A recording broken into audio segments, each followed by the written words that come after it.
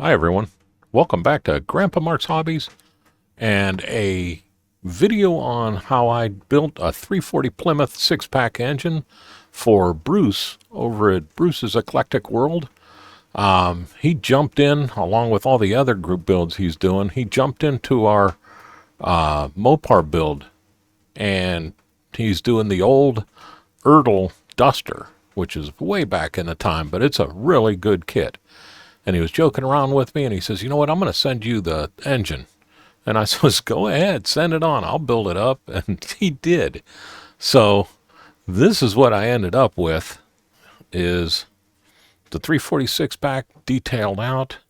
And I thought, you know what, I wonder if anybody would want to see how I did this.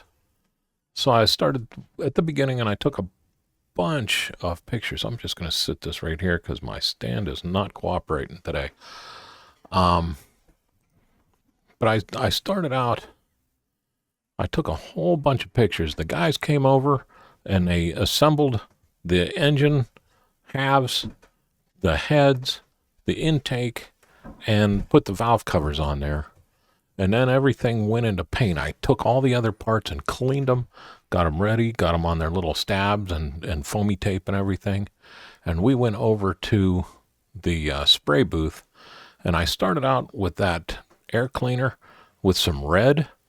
And what this is this is my GTO mix that is not GTO mix anymore. It is now Hemi red. Because I mixed the rest of the jar up because I like that color, and I'm going to probably end up painting a car this color. But I'm using my Mobius 0.2 millimeter airbrush. Paint's probably thinned out 2 to 1, and I have no idea what the mix is for this color because I just kept going until it looked good by eye. And then with with my acrylic paints, I don't really do a primer on them because I've had so many different problems with the Tamiya paints and primers and not cooperating. So I'm just going straight to the plastic now, and it's been working pretty darn good for me. So you see what I do first is I'll lay down a nice light base coat, and then I come over it again with just a little bit heavy. And these small parts, what I'll do is I'll start and I'll go around and work up and down and in the backs and the fronts. And I didn't even need to paint that inside. I don't know why I got all carried away there, because it's going to be glued on to the bottom part of the filter housing.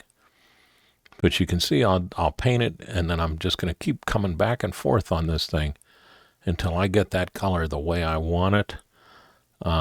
It's pretty much dead on the chip that I have for the Mopar's red. And see, I like to keep going back and forth and making sure I'm getting all the sides and things like that. And then once that was done, we went over and I grabbed the engine and we went with help if I turn the blue on. But again, I'll go with a light coat all the way around, real easy. And then I just slowly start building it up as I rotate around.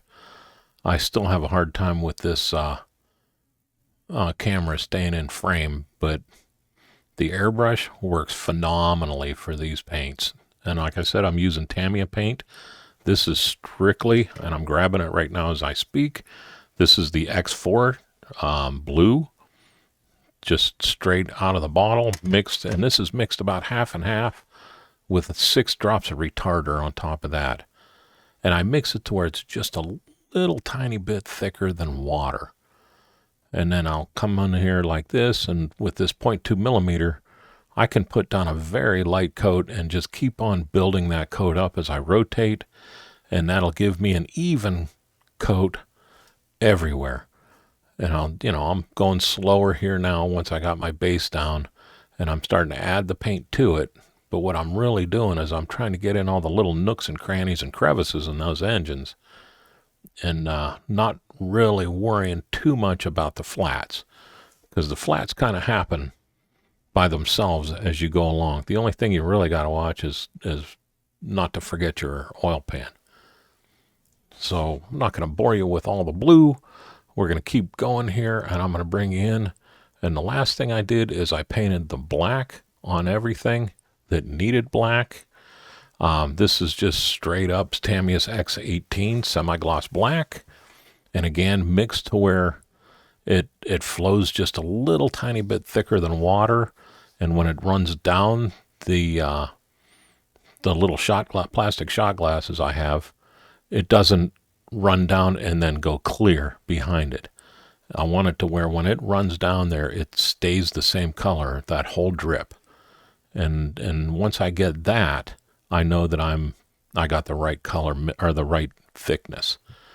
And again, this Mobius 0.2 millimeter is outstanding. I'm going to use this a lot for fades and shading on different things too, because it's that pinpoint and that nice where I have that much control over it. I've never used the little gang needle in the front to lighten up the paint. I have good enough control with my gallery's air compressor that once I set it, it's pretty much set and roll. And with this, I'm running it just about 18 psi. So you can see it runs it out smooth as silk.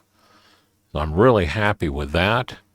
And then once I got that done, again, here's the engine. And if you look, there's a few extra rockers on that. That's why I threw this picture in there. There's a few extra rockers on there than there should be. So I don't know how many cylinders the guy that molded the heads thought this car was going to have, but it still only had 8. But you can see the rest of the detail on that engine is really nice. And then here it is all painted up, and I'm happy with that color. We're going with the Mopar blue, figuring this is the after Christmas dart that he's working on, and instead of having everything that Mopar Hemi color, because of the color that he's painting the body, he wanted to have a little bit of contrast so the engine will show up. And you can get away with that if you want. You don't always have to go with the right, not the right, but the Hemi orange unless you want to, because I forget what year it was, and you'll have to check, but they did switch over to blue when they brought everything down from Canada. So there is the engine. That's the air cleaner top. And then we sat down and I made sure I re-drilled all the holes in the block for the wires. And I'm going with Excel orange or Excel yellow wires on it just because that stands up like crazy over top of the blue. You see the black wires there. Those are for the PCV lines. They're the vacuum lines. And the little line that runs from the water pump to the intake, or the intake for the thermostat bypass. The exhaust manifold, I just used Tamiya's XF56, hand brushed it on. That's metallic gray. I think that color looks really good for the valve, or for the exhaust. And then I just painted as you see, that's upside down, the engine is. That's because I just painted that transmission the aluminum. The distributor got it painted desert sand or desert yellow, I call it, but it's not. It is XF60. It's called dark yellow. It's like the perfect color for the distributors. So there's everything there. Our alternator on this thing, I started out, I painted all the insides of those lines with copper, which is I'm not sure, I think it's 12. Yep, X12 copper. I'm sorry, that's XF or X12 gold leaf. I did paint it copper, didn't like the color, went back and painted it that gold. And that looked a lot better in there. And then I just dry brushed the ribs with flat aluminum, the XF16, so that you could see that copper coil inside there. And that really makes that alternator look believable.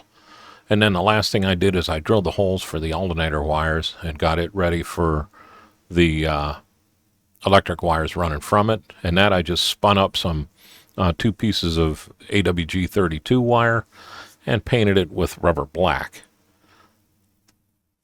The carburetor on this thing is fantastic. I painted everything with flat aluminum first, and then I came back with the tungsten gold that I use for carbs on just about all my carbs somewhere, because I love that color. It really looks that metal color that they use on carbs and they use on the like the punch metal and things like that. So it's perfect for this color. Got all that, drilled 9 holes in this carburetor for the different vacuum lines, fuel lines, and my linkage. So I was impressed with it so much that once I did the fan clutch, and that's just the titanium gold first and then flat aluminum over the top of it, and I did the starter with just flat, or the semi-gloss black and flat aluminum, and then I hit it with a little panel liner. This is the compressor for the air conditioner. I came back to this carburetor and I kept thinking, man, I hate to put that air cleaner on this thing and cover up all that detail, especially the extra detail that we're going to put into this thing. So if you look at that center bowl on there, I'm sorry, the center carb where the opening would be, you can kind of see there's a circle in there. And I put a magnet in that, and then put a magnet in the air cleaner. And what I did is I drilled through the air cleaner right into the carb so that I knew that that thing would line up perfectly. And I glued it into the air cleaner, glued it into the carburetor, and then I just painted the carb to look. I ended up painting that semi-gloss black to hide it, because they don't come into contact, but the magnetism just pulls them together real well. So then it was on to the detailing, and this is where I had all kinds of fun. If you look at that, I made the linkage out of some real thin evergreen plastic. I cut out the 3 little linkage arms, and what I did first, I drilled the 2 holes at a distance that I thought would be right, and then I just cut the linkage out around it. And I did that 3 times. And then if you look where the spring goes in the front, there's also the spring mount where you would attach the spring to the engine block and then come back to the linkage with that. And I drilled that hole out, and that's just flat on the bottom and flat on the top because they weren't real fancy, and glued that in place, painted it the blue. I took 3 little pieces of 0.3 millimeter solder and put them in the hole straight in where I drilled for the linkage and left them alone. And then I put those little linkage pieces on the front and the back carb. And I ran a piece of solder from the front to the back and just bent it to fit where there had little tiny pieces that would go in the second holes that I made on the linkage. And I put just a touch of super glue on both ends and finickied that thing into those holes, and I couldn't believe how easy it went in for me. So that went on, and then I put the spring on the center one, and that spring is just AWG 32 spun around a drill bit, and then one side's got a 90, the other side's straight out. I put the straight out through the little hole on the block side, the 90 piece glued right into the linkage, and man, I'm telling you, it looks like it'd actually work if you had the throttle cable hooked up, which once this is all set up in the car, be able to just put a little tiny piece of his solder in there and go to town. So now the other side is where all the fun happened. You can see right off the rip on the top, I have the fuel line come up, goes through a fuel filter, and then into the 3 bowls. And that's just, I made a little horseshoe from the front to the back bowl, and then ran the fuel line up from the carb or the fuel pump right there on the oil or on the water pump. It's attached right there. Ran it up through the little fuel filter and then into the center bowl and put them together. And this picture is before I painted the top part of that with the gold leaf. Right where the intersection is, I took Mod Podge and put a drop right there and let it dry, and then I put another drop right there and let it dry again. And when I painted that, it looks just like a little X fitting. But underneath that, and you have to do underneath it first, and if you notice, I forgot to put in the coil. So I had to fuss around with that just a little bit to get the coil into place. So remember to put your coil in first with the wire attached to it. But the vacuum lines, I ran one to the front, to the back. The center comes around and into the two of them. And then the one for the little dash pot that comes straight out on the center carb, I ran that, and that one I had a heck of a time getting the hole in it, and I ended up using a dental tool and literally melting the hole in there, just enough to where the super glue would grab. Didn't get that dental tool very hot at all because I was afraid of melting the whole thing. So I ran that one to the front and got it all in place and ready to rock and roll. So all of that is done and ready, and now the vacuum lines are correct, the fuel lines are correct, the linkages are all correct, and I think it looks really good. You can really see it, the vacuum lines in this picture, nice. And then I came back on the top of the carb and I repainted the black for where the gasket would go for the air cleaner to come down on top of it. And let me go back here real quick. You see on that one valve cover, the paint kind of, I scratched it and then I came back over it with a brush and I pretty much just pulled it clean off. So I had to let that all tack up and everything before I came back and repainted it by hand. And it's just a smidge darker than I'd like, but it still works for the blue.